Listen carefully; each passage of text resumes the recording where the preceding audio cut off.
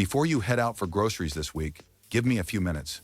There are 15 things sitting in the average American shopping cart right now that are all about to cost you more before July 1st rolls around in 2026. And no, it's not because of one single villain you can point at. It's a pileup, several different problems crashing into each other at the exact same moment. Tariffs stacking on top of droughts, stacking on top of supply chains that are already stretched thin. And here's the kicker, the moment we're in right now actually matters way more than most folks have figured out yet.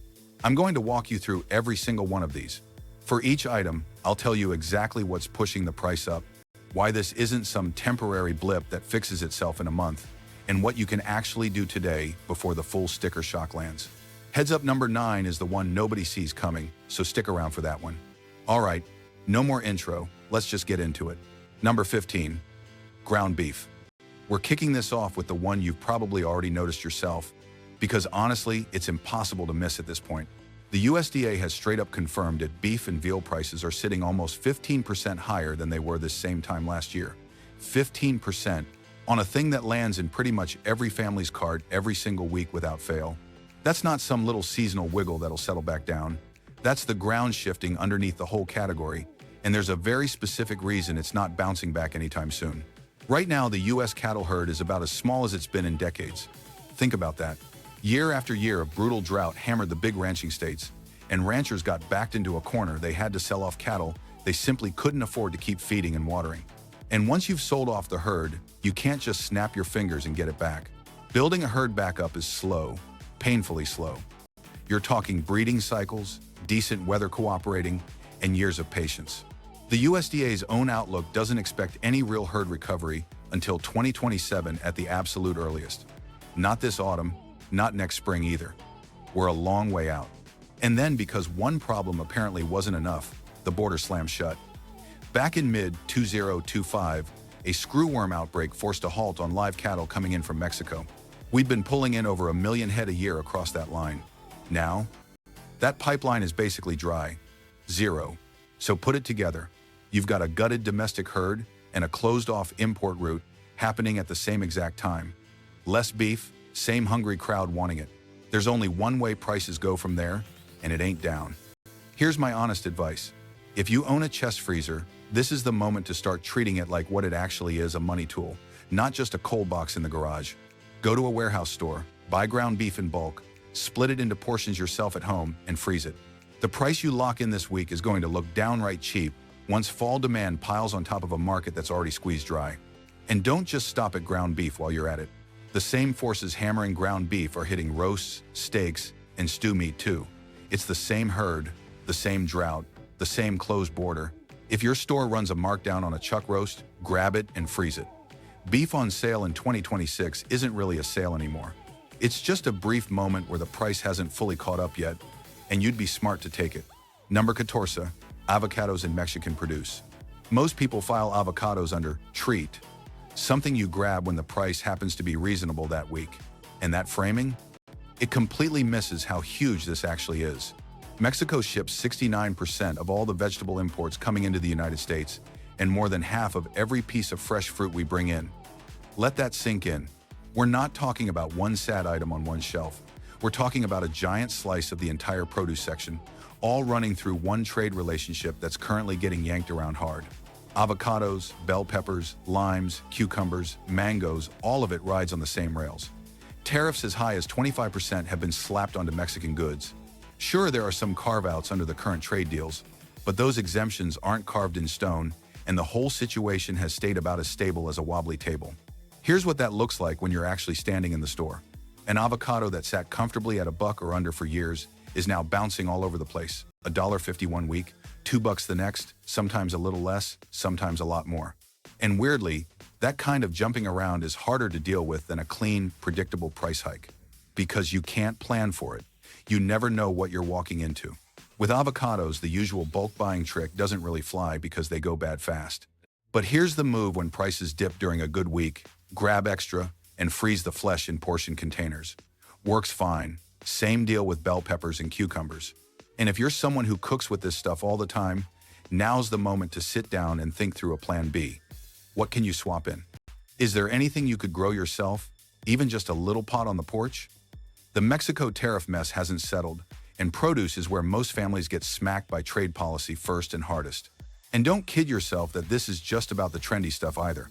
Limes for your cooking, tomatoes for your salads, the peppers in your stir-fry, these aren't luxuries, they're everyday basics that quietly run through that same Mexican supply line. When the whole pipeline gets taxed, it's not one item that jumps, it's a whole corner of your cart all nudging up together at the same time. That's the part that sneaks up on people. You don't notice any single thing doubling, you just notice the total at the bottom of the receipt creeping higher week after week and can't quite put your finger on why. Number 13. Peanut butter and nut butters. Yeah, I know. This one sounds way too boring and ordinary to make a list like this. And that right there is exactly the trap. Peanut butter has been the rock of the American grocery budget for generations. The one thing that holds steady while everything around it goes haywire. That reputation is so baked in that most people don't even bother glancing at the price anymore, they just toss it in the cart on autopilot. But there's something working against it right now that almost nobody has connected the dots on yet. Here's the chain reaction. As beef shoots up 15%, people start hunting for cheaper protein. They shift their spending. Eggs, canned beans, peanut butter. So demand for the cheap stuff climbs. And at the very same time, fuel and energy costs are dragging up the price of processing and shipping across the board. Rising demand colliding with rising costs, that's the exact recipe that finally cracks a price that's held firm for years. The good news is this one's almost too easy. An unopened jar holds for 12 to 18 months in a normal pantry. Most nut butters are the same. Grabbing 2 or 3 extra jars right now is one of the cheapest, lowest effort moves on this entire list. And if prices keep heading the way the numbers say they're heading, those jars are going to be worth more than you paid. Small move, real payoff. That's the whole pitch. And don't overthink the brand thing here. Whether you buy name brand or store brand, the same demand surge is going to lift both. Because when the cheap protein everybody's fleeing to suddenly costs more, there's nowhere left to run down the shelf. The store brand isn't your escape hatch, it's just the next thing to go up. So buy what you actually like to eat, buy a little extra, and stop pretending there's a clever loophole. The loophole is timing, and the timing is now. Number 12. Frozen vegetables. This is the item that flat out contradicts what most households are about to do. And the logic everyone's using makes total sense on the surface. Fresh produce gets pricey, so you pivot to frozen. Smart instinct, nothing wrong with the thinking. The problem isn't the reasoning. The problem is the timing. Right now, frozen veggie prices haven't yet caught up with the cost pressures that are already barreling toward them. The USDA's official forecast has fresh vegetable prices climbing 2 to 3% in 2026. That's the baseline. But here's the thing nobody's factoring in. Energy prices have jumped hard thanks to geopolitical mess, with crude oil hovering around $95 a barrel. And energy isn't some side detail for frozen food. It's the whole game. Walk through the supply chain with me for a second. You've got refrigerated harvesting gear, then energy-hungry, blanching, and flash freezing at the plant, then refrigerated trucks hauling it across the country, then frozen warehouse storage holding it for months on end. Every single step of getting that bag of frozen spinach into your freezer is getting more expensive. And there's a delay built right into this thing. The typical gap between an energy cost spike and a frozen food price jump runs 3 to 6 months. Guess where we are right now? Smack in the middle of that window. The pressure is real and loaded. It just hasn't hit the price tag yet. Frozen broccoli, spinach, corn, still reasonably priced today. That will not last. Tossing one extra bag in the cart each trip is a tiny, painless move that stacks up a real cushion before your backup plan costs as much as the thing you backed away from. These keep 12 to 18 months in a decent freezer. The window is right now, not August. And here's the irony nobody talks about. Everybody and their neighbor is about to have the same bright idea, fresh is too expensive, switch to frozen. That collective stampede toward the freezer case is its own pressure. When millions of households all pivot to frozen veggies at once, demand surges right as the energy-driven costs are catching up on the supply side. So you've got rising costs and rising demand slamming into the same product. Sound familiar? It's the exact same trap we keep seeing. The people who win are the ones who bought their buffer before the crowd showed up. Number 11. Pasta and dry grains. Walk through this one slowly with me because when you hear the actual numbers, they're kind of hard to believe. The base tariff on European food imports is 15%, and that alone whacks Italian pasta coming into the country. But the U.S. Commerce Department didn't stop there. They piled on an extra anti-dumping duty of over 90% onto 13 of Italy's biggest pasta exporters specifically. Add those together. That's a combined tariff well north of 100% on a big chunk of the Italian pasta sold here. The cost just to get that pasta onto an American shelf could more than double. And that cost doesn't just evaporate. It either eats into the retailer's margin, which can't go on forever, or it lands squarely on your receipt. Now here's the part that matters, even if you've never bought a fancy imported brand in your life. When premium pasta gets brutally expensive, shoppers stampede toward the domestic store brands. That sudden rush of demand cranks up the pressure on those prices too. The hit at the imported end of the shelf doesn't stay politely in its lane, it spreads across the whole category. Rice, dried lentils, dried beans, the same global shipping pressures and tariff uncertainty are grinding on all of them. And here's the beauty of it. These things hold for 2 to 5 years in a sealed container. Buying ahead at today's prices on stuff you're going to eat anyway is about as close to a guaranteed win as grocery shopping ever gets. Quick pause if any of this is actually landing for you and saving you some money down the line. Do me a favor and smash that like button. It genuinely helps push this in front of more people who need to hear it. And if you haven't subscribed yet, hit that too. I've got more breakdowns like this coming. Comment below and tell me which item on this list you didn't see coming. All right, back to it. Number 10, canned fish. I want to be straight with you about why this one rattled me more than anything else on the list. Canned fish has played a very specific role in the household budget for as long as anybody can remember. Canned tuna, canned salmon, sardines, mackerel, these were the proteins that didn't move. While beef climbed and chicken bounced around with feed costs, the canned fish aisle just sat there, quiet and reliable. That steadiness was so dependable it basically turned invisible. Nobody checks the price of a can of tuna. There was never a reason to. That's changing right now, and the fact that it's been invisible is exactly what makes it dangerous. A 15% tariff now hits Norwegian salmon. A 10% tariff hits fish coming from Chile and Canada. And here's why that matters. Chile and Norway between them supply most of the Atlantic salmon eaten in the United States. Farmed salmon, which is what the vast majority of Americans are actually putting on their plates, comes almost entirely from those two places. The tariffs land at the seafood counter, and then they ripple straight into how processors price their packaged and canned stuff. Now here's the part that should actually worry you. The increases so far have been small, not dramatic, not the kind of jump that makes you do a double take at the register. And that's not a good sign. It's because processors have been quietly eating the cost on the back end, holding the shelf price down so they don't trigger a panic. But they can't keep doing that forever, as these tariffs settle in permanently at current levels. When that absorption finally stops, the price doesn't drift up gently, it resets, hard. Canned tuna, salmon, sardines, mackerel, they all hold for 3 to 5 years, no fridge needed, solid protein, and quietly getting pricier while everyone's staring at beef and chicken. Buying a case of canned tuna today isn't hoarding. It's just buying something you're going to eat anyway, before a reset most people won't notice until it's already done. Number 9, butter and dairy. This is the one I told you to watch for. Butter has been one of the quietest stories in this whole thing. That quiet is about to end. Prices have been creeping up steadily, and the broader dairy world, butter, cheese, milk, cream is getting squeezed from a bunch of directions at once. Feed costs for dairy cattle are still high.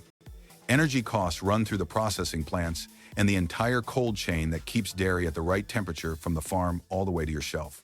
When energy's expensive at every step, the product soaks up that cost at every step. Simple as that. The USDA tracks wholesale dairy prices every single week, and if you go back through those reports over the last several months, there's a clear pattern staring right at you. Month-over-month butter bumps that are stacking into a serious year-over-year jump. Cheese is riding the same curve. But underneath the raw numbers, there's a structural problem that matters more than any single price. When input costs climb, a dairy farmer's got 3 choices. Eat the loss for a while, cut production, or walk away from the business entirely. And some of the smaller operations have already started pulling back. When supply shrinks against steady demand, prices only move one way. This isn't a temporary pinch, it's a supply response to a cost environment that just hasn't gotten any better. Good news for you, butter freezes incredibly well. Wrap it right and it'll hold up to a year in a regular freezer and thaw out like nothing happened. Block cheese works the same way. Grabbing 1 or 2 extra pounds now is a dead simple move before a quiet story turns into a loud one. Number 8, canned tomatoes and tomato products. Fresh tomato prices have been grabbing headlines. But the part of this story that most people are completely missing isn't in the produce section at all, it's in the middle aisles. canned tomatoes, tomato paste, crushed tomatoes, jarred pasta sauce. These are the products quietly holding up a massive share of weeknight dinners across this country, and every one of them is heading up for reasons that work a little differently from the fresh tomato story. Mexico supplies about 70% of the fresh tomatoes we eat, and a tariff of nearly 18% on Mexican tomatoes is now locked in. At the same time, Florida, the biggest domestic supplier, took a beating from freezes and storms between December and January. So domestic supply is down at the exact moment import costs are going up. Fresh prices have already moved, no surprise there. But the canned side travels through a different pipe. When the raw commodity costs more, the facilities that process and can those tomatoes are eating higher input costs. Throw in elevated fuel prices, grinding on transportation across every food category, and the cost to can, store, and move tomato products climbs from several directions at once. Eventually, all of that lands on a label. Canned tomatoes hold about 2 years. Paste and crushed are similar. Stocking up now locks in today's price on stuff you will absolutely burn through before the best buy date. It's not complicated. You're buying these no matter what. The only real question is what you'll pay when you do. Number 7. Cooking oils. Olive oil's getting its own spot in a minute, and trust me, it earns it. But first, the rest of the cooking oil aisle is under pressure that almost nobody's talking about. Start with sunflower oil. When the conflict in Ukraine kicked off, it hammered global sunflower seed production. Ukraine had been one of the biggest producers on the planet. That situation hasn't resolved, and global sunflower oil supply has stayed below pre-conflict levels for 2 years straight now. That gap is already baked into the market. Then there's canola oil, which comes heavily from Canada. The US-Canada trade relationship has seen fresh tariff friction through 2025 and into 2026. And any tariff on Canadian farm exports works its way into canola pricing here. That cost trickles right down to your bottle. Here's how it actually plays out in the store, and it's sneaky. The big gallon jugs have absorbed the smallest percentage increases because retailers use those as anchor prices that shoppers actually pay attention to. Meanwhile, the mid-sized bottles have been quietly creeping up while you weren't looking. If you go through cooking oil regularly, switch to the bigger format and buy ahead, you'll lock in a better deal. Vegetable and canola oil keep a year or more in a cool, dark spot. One of the lowest drama moves on this whole list. Number 6. Olive oil. The closer you look at olive oil, the more you realize this isn't one problem. It's a whole stack of them landing on the same bottle from totally different directions at the same time. The US imports over 98% of the olive oil it uses. California covers maybe 1 to 2% of national demand, so the entire American supply basically lives or dies on what happens in Spain, Italy, and Greece. Spain's the biggest producer on Earth, and back-to-back years of severe drought have chopped its harvests way down. Italy and Greece have had their own weather beatings. Global supply's been genuinely tight for over a year, and it shows. Then you stack a 15% tariff on European food imports, right on top of that, applied directly to olive oil from those exact countries. Importers are on record saying a bottle that used to retail at $10 could hit 15 or more once the full tariff works through. That's a 50% jump on something a lot of kitchens use every single day. And here's the timing detail that matters most. Retailers have been quietly eating part of these costs on their own margins because they don't want to scare everybody off at once. So the price you see today hasn't fully caught up to the real import cost. There's a gap between what retailers are paying and what's on the label, and that gap always closes. It's closing right now. Olive oil in a cool dark cabinet holds 12 to 18 months. Buying 2 or 3 bottles today instead of 1 is one of the most no-brainer calls here. You're going to buy it eventually. The only variable is the number on the tag. Number 5. Coffee. Coffee's up close to 20% compared to a year ago, and the reasons behind that number haven't gone anywhere. Brazil and Vietnam dominate global coffee production. Together they supply most of what the whole world drinks. And both countries have had consecutive years of drought, weird rainfall, and heat events that wrecked yields. Here's the part most coverage glosses right over. You can't fix a coffee harvest in a single season. Coffee trees take years to reach the point where they actually produce. A young plant isn't replacing a failed crop within 12 months. When the growing conditions fall apart, the supply pipeline doesn't just self-correct next quarter, it corrects over multiple growing seasons, and only if the weather decides to cooperate. So far, it hasn't. Meanwhile, American coffee drinking hasn't slowed down one bit. People are putting away the same amount, some even more. Steady demand on one side, choked supply on the other. That combo alone is enough to shove prices up and keep them there. But there's a second layer on top. The US imports basically all its coffee domestic production is a rounding error. So when tariffs hit Brazilian farm goods, coffee swallowed that cost directly with no domestic backup to fall on. And even though some of those tariffs have since been tweaked or paused, the baseline price already shifted up. The market took one punch and hadn't recovered before the next one landed. Analysts are now calling for another round of price hikes in the fourth quarter. Whole beans in a sealed bag in a cool dry spot stay fresh several months. Plenty of people freeze them in airtight containers, works great and stretches the window way out. The trajectory here points one direction. Buying a little ahead isn't panic, it's just math. And let me be blunt about the psychology here, because coffee is where most people lie to themselves. You'll tell yourself you'll just cut back, drink less, maybe switch to a cheaper brand. Be honest, you won't. Coffee is a habit, not a luxury, and habits don't bend to price tags the way people pretend they will. That's exactly why producers and roasters can keep raising prices. They know demand barely flinches. So the realistic move isn't to quit, it's to stock up on what you're going to drink anyway, while it's a little cheaper than it'll be in 3 months. Same beans, same cups, just bought at a smarter moment. Quick break, we're past the 1,000-word mark again, so if this is genuinely useful, hit that like button, it really does help the channel. Subscribe if you want the next breakdown, and drop a comment telling me how much coffee you go through, because I have a feeling some of you are about to feel this one hard. Okay, rolling on. Number 4, eggs and poultry. Let me throw in one that hits even closer to the everyday cart. Eggs and chicken have been on a wild ride and it's not letting up. Avian flu outbreaks have repeatedly forced massive culls of egg-laying flocks, and every time that happens, the supply gets gutted overnight while demand just keeps right on going. Rebuilding a flock takes months, and during that gap, prices spike. On top of that, chicken feed costs are tied straight to grain prices, which are tangled up in the same fuel, transportation, and global supply chaos, hammering everything else on this list. When it costs more to feed the birds, it costs more to buy the meat and the eggs. There's no way around it. And here's the substitution trap again. As beef climbs 15%, families pivot toward chicken and eggs as the cheaper protein. That extra demand piles onto a supply that's already shaky from the flu outbreaks. More mouths reaching for the same shrinking shelf. You know exactly where that goes. Eggs don't store long, but you can freeze them cracked and beaten in an ice cube tray, then bag them works fine for cooking and baking. Chicken freezes beautifully for months. Buy in bulk when you spot a decent price, portion it, freeze it. Same playbook as the beef. This is a protein you lean on. Lock in today's price before the next outbreak headline does the talking for you. Number 3, canned tomatoes, cousins, soups, and shelf-stable sauces.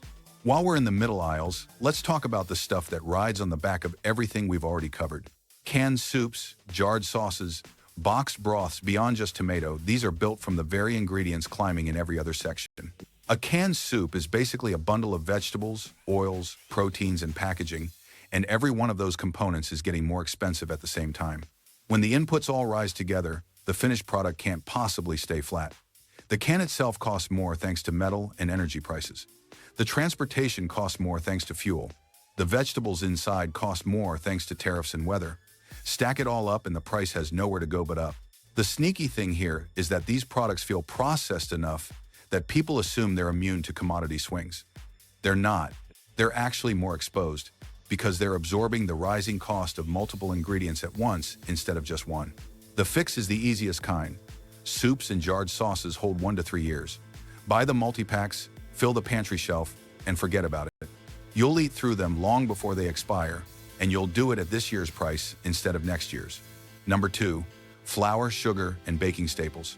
Here's one that quietly underpins half of what comes out of a home kitchen. Flour, sugar, baking powder, yeast, the bones of bread, of baked goods, of 100 from-scratch recipes families lean on harder when restaurant and convenience food gets too pricey. Wheat prices ride global supply shocks, and between conflict in major grain exporting regions and erratic weather across growing areas, that supply has been anything but stable. Sugar gets hit by tariffs and by weather in cane and beet regions alike, and every one of these staples carries the same fuel and transportation surcharge that's riding on top of literally everything in the store. Here's the part that makes this sneaky. As grocery prices climb across the board, more families shift toward cooking and baking at home to stretch the budget. That's the smart move, but it means demand for these baking basics goes up at the exact moment their costs are rising too. Same demand meets cost squeeze we keep running into. And the storage on these is fantastic. Flour holds 6 months to a year in the pantry, much longer in the freezer. Sugar basically lasts forever if you keep it dry. Sealed yeast holds a long time too. Stocking up now on the stuff you bake with anyway is one of the most quietly smart moves on this list. Number 1, chicken broth, beef stock, and canned beans. I saved this one for the end. Not because it's the most dramatic, it isn't. I saved it because it's the one where acting right now is the single easiest decision you'll make all day. Chicken broth, beef stock, canned black beans, canned chickpeas, canned lentils. These things sit in the center aisles of every grocery store and quietly hold a huge chunk of weeknight cooking together. Nobody ever talks about them. They don't trend, and every last one of them is heading higher. Chicken broth and beef stock just follow the underlying commodity costs. When beef's up 15%, beef-based stock follows it up. When chicken supply tightens from feed and energy costs, chicken broth pricing reflects it. The finished product can't cost less than the raw material it's made from. That's not fancy economics, that's just basic logic. Canned beans are catching the same double whammy hitting most shelf-stable stuff right now.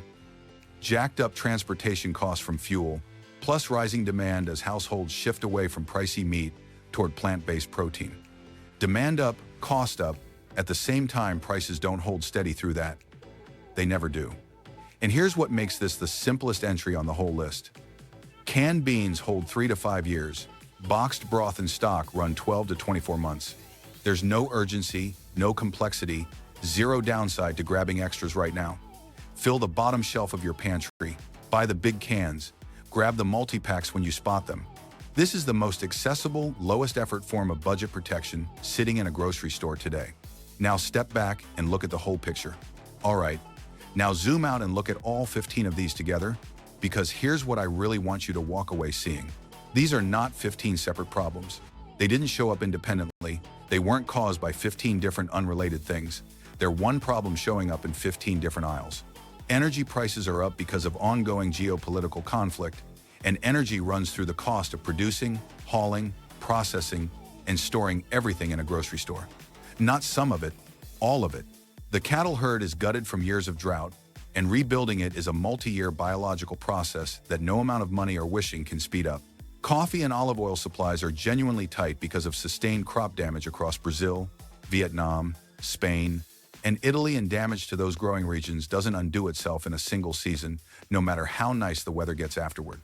And then tariffs piled cost layers onto Mexican produce, European food imports, Canadian canola, Norwegian seafood, and dozens of other categories on top of all of it. Every one of those forces is running at the same time, and every single one of them is landing on the same household grocery bill, yours. The USDA's own forecast put grocery inflation at or above the 20-year historical average this year. Independent analysis has pegged the extra annual cost from tariff-related increases alone at over $2,500 per household. $2,500. That's not an abstraction or some statistic for economists to argue about. That's real money that used to stay in your pocket and now doesn't. The households that feel this the least are the ones moving with a little intention right now, before July. Before summer, demand stacks another layer of pressure onto an already strained market. Before retailers hit the wall on what they can keep absorbing and the full cost finally shows up on the shelf, think about what absorbing cost even means for a second, because it's the thread running through nearly every item on this list. Retailers and processors have been quietly eating a chunk of these increases to keep you calm at the register. They do it on purpose. A slow creep doesn't make headlines, but a sudden jump makes people change their habits, and stores hate that, so they soak it up on their margins as long as they possibly can. But margins aren't infinite, there's a ceiling. And when enough of these categories hit that ceiling at the same time, which is exactly what's lining up for the back half of this year, the dam breaks all at once. That's the reset I keep warning you about. It's not gradual when it finally comes. Look, you don't need to panic. You don't need to go buy a year's worth of anything in one frantic trip. That's not what this is about. And frankly, that's how you end up wasting money and food. You just need to shop a little more deliberately than you've been shopping. Treat your freezer like a financial buffer instead of just an appliance. Stock up on the stuff with the longest shelf lives. Lean into bulk on the categories where the prices are most obviously climbing. Pay attention to what's happening in the supply chain before it hits the price tag, not after. Most people are going to figure out exactly what happened around September, when the new prices are locked in, when the headlines finally catch up, and when there's nothing left to do but quietly pay them. You've got the chance to figure it out right now, while there's still something you can actually do about it. Take care of your household, take care of your budget, stay ahead of this instead of getting run over by it. And one last thing before you go. Out of all 15 of these, which one are you actually going to start with this week? Drop it in the comments. I'm genuinely curious what people are prioritizing, and I read those. If this breakdown saved you even a little money or a little stress, hit that like button, subscribe so you catch the next one, and share it with somebody who does the grocery shopping in your house. That's the whole ask. Now go shop smart.